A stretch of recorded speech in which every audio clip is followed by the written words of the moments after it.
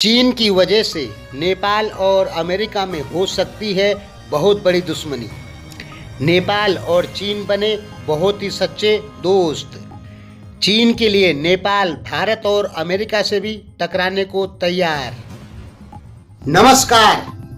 नेपाल चीन के लिए भारत से लड़ने को तैयार है और अमेरिका से भी लड़ने को तैयार है। अमेरिका में 25 पन्ने की एक रिपोर्ट छपी है। फाइनेंशियल क्राइम्स इन्फोर्समेंट ने एक 25 पन्ने की रिपोर्ट छापी है नेपाल के बारे में। पूरी बात समझें। अमेरिका में फाइनेंशियल क्राइम्स इन्फोर्समेंट नाम का एक बहुत बड़ा ग्रुप है।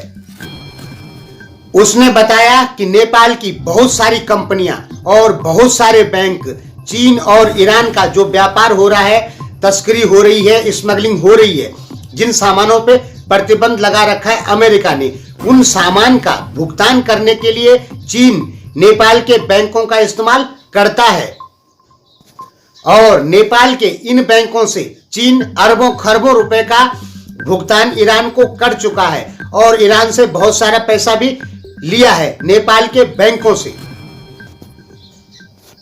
और अब नेपाल के ऊपर भी सैंक्शन लगाने पड़ेंगे, ऐसा दावा किया गया है इन 25 पन्नों की एक रिपोर्ट में। और आपको पता होगा कि नेपाल पे यदि सैंक्शन लग जाते हैं तो नेपाल की कंडीशन भी ईरान जैसी, वेनेजुएला जैसी या सीरिया जैसी हो जाएगी। इस 25 पन्ने की रिपोर्ट में नेपाल के कौन कौन से बैंक शामिल हैं, पहले ये जानिए, फिर पूरी डिटेल बताएंगे। Nepal investment bank, Nepal mega bank, Nepal Everest bank, Nepal Himalayan bank, apex development bank, bank of Kaski, Nepal Bangladesh bank. इस प्रकार के लगभग 10 बड़े बैंक इसमें शामिल हैं जो चीन का पैसा ईरान को भुगतान करते हैं या ईरान का पैसा चीन को भुगतान करते हैं। कौन से सामान का? जिन सामान पर प्रतिबंध लगा हुआ है। और नेपाल की इसमें बहुत सारी कंपनियां भी शामिल है। ये 25 पन्नों की रिपोर्ट बताती है। ये न्यूज आजकल इंटरनेशनल मीडिया में खूब चल रही है। नेपाल की जो कंपनियां हैं उनमें से कुछ का नाम हम आपको बता रहे हैं। राउनियर ब्रदर्स है, शुभ समृद्धि ट्रेडर्स है, शास्ता ट्रेडिंग है, सीता देवी एक्स है, आदि लगभग बहुत सारी कंपनियां इसमें शामिल है। जिन कंपनियों और बैंकों का इस्तेमाल करके चीन ईरान को पेमेंट करता है। आगे आपको बताएंगे कि इससे क्या नुकसान होगा। पहले आप ये समझिए कि नेपाल में कई सालों से मैं सुन रहा हूं कि चीन पेट्रोल खनन कर रहा है, पेट्रोल निकाल रहा है। और कई बार नेपाल समाचारों में ये समाचार आ चुके हैं कि चीन ने पेट्रोल निकाला। लेकिन दोस्तों, आप सच बताइए कि क्या आपने देखा है कि चीन ने नेपाल में पेट्रोल निकाल दिया हो और नेपाल का जो पेट्रोल का आयात है विदेशी कंपनियों से वो घटा हो? ऐसा तो दोस्तों कुछ नहीं हुआ। यानी नेपाल की जितनी खपत तेल की कर रहा है उतना ही वो विदेशों से ले रहा है। ये तो कंफर्म हो गया कि पेट्रोल नाम का अभी कुछ नहीं निकला है, उस पर चीन काम जरूर कर रहा है। तो दोस्तों, यहाँ पर 25 पन्नों की एक रिपोर्ट में ये भी लिखा गया है कि चीन नेपाल में पेट्रोल खनन का बहाना करके और चीन से पैसा भेजता है नेपाल में जो पेट्रोल कंपनियां हैं उनको, यानी जो पेट्रोल खनन का काम कर रही हैं उनको पैसा भेजता है और वो पैसा ईरान चले जाता है। और नेपाल में बताया जाता है कि चीन जो पैसा भेज रहा है वो नेपाल का जो ये पेट्रोल निकालने के लिए पैसा भेज रहा है, लेकिन वो पैसा वही पेट्रोल कंपनियां हुई जो खनन का काम कर रही है वो ईरान को भेज देती हैं। आप नहीं समझे होंगे कि जो पेट्रोल खनन चीन नेपाल में कर रहा है उन कंपनियों को चीन से पैसा आता है और नेपालियों को बताया जाता है कि चीन ने पैसा भेजा है, ये पैसा इसलिए भेजा है कि ये नेपाल में पेट्रोल खनन में मदद करे, जबकि वो पैसा ईरान को चले जाता है नेपाल के इन बैंकों से जिनके हमने नाम लिए थे। और बताया जा रहा है कि लगभग 300 मिलियन यूएसडी तक पैसा भेज दिया गया है इन बैंकों के द्वारा। 300 मिलियन यूएसडी बहुत होता है दोस्तों। और इन 25 पन्नों में यह भी दावा किया गया है कि 300 मिलियन नहीं बल्कि ये रकम बिलियन भी हो सकती है, यानी बहुत ज्यादा पैसा चीन ने ईरान को भेजा है नेपाल के बैंकों और कंपनियों का इस्तेमाल करके। अब अमेरिका कह रहा है कि अगर ऐसा है तो हम नेपाल के इन सभी बैंकों पे प्रतिबंध लगा देंगे। और दोस्तों, आप जानते हैं कि नेपाल के ये जो बैंक हैं, ये नेपाल की अर्थव्यवस्था को मजबूत करते हैं, यानी नेपाल की रीढ़ की हड्डी हैं ये बैंक।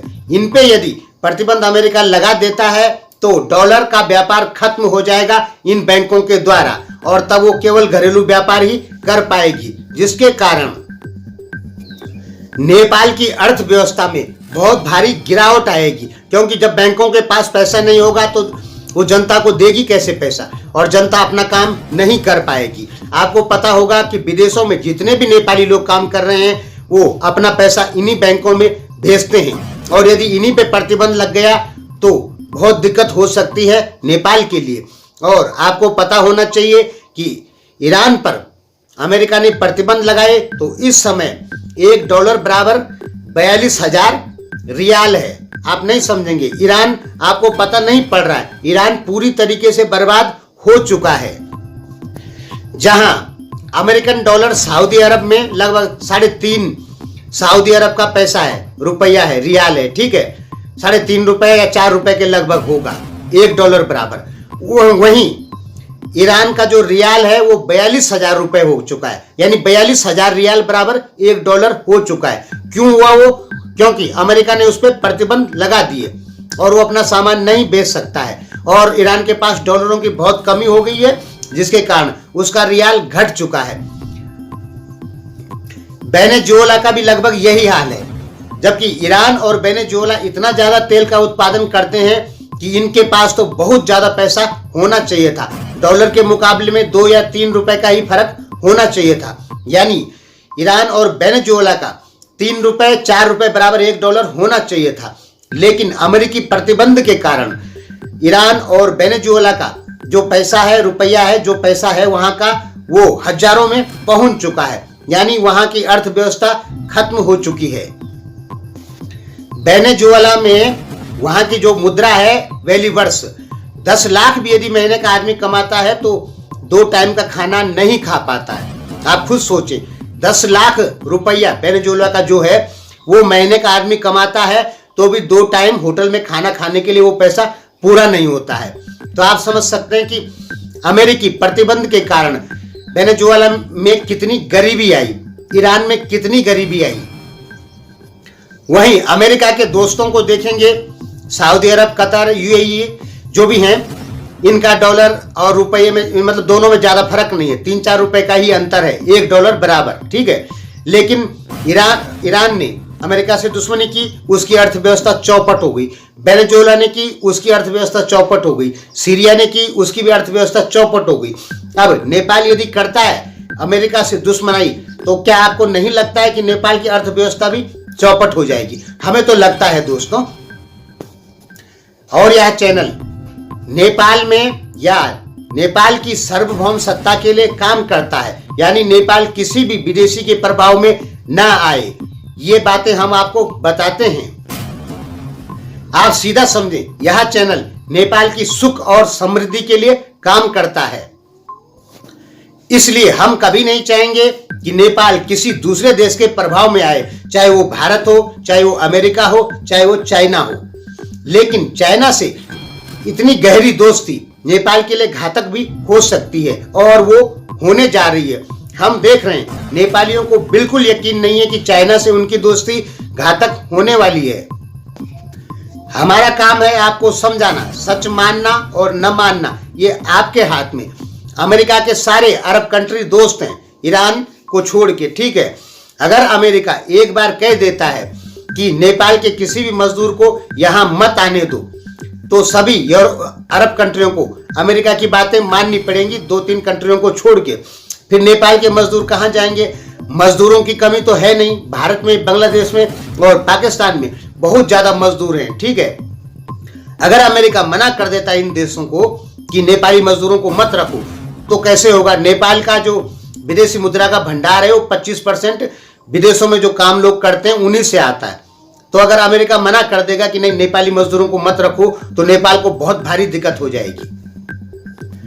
और यदि भारत पर भी अमेरिका प्रेशर डाल देता है कि नेपाल के मजदूरों को यहां मत आने दो, तो भी नेपाल पे दिक्कत होगी। तब कहां जाएंगे आप लोग काम करने के लिए, क्योंकि आप लोगों का ऐसा तो कोई सामान है नहीं जिसे बेच के 3 करोड़ लोग अपना रोजगार चलाने। ऐसा तो कोई उत्पादन नेपाल में होता नहीं है। यानी अमेरिका से नेपाल यदि दुश्मनी करता है तो नेपाल के लिए नुकसानदायक है। देखिए दोस्तों, हमें गाली दे के कोई फायदा नहीं, क्योंकि हम सही बात आपको बता रहे हैं। अमेरिका से दुश्मनी करके नेपाल को केवल और केवल नुकसान ही है। अमेरिका नेपाल को सीरिया जैसा बना सकता है और उस प्लानिंग पे काम भी चल रहा है। ठीक है, आप गहराई से जाए तो आपको समझ में आएगा। हालांकि आपके मीडिया एंकर जो लोग हैं वो सच बात आपको नहीं बताते हैं। उनको केवल भारत विरोध के अलावा कुछ नहीं सोचता है।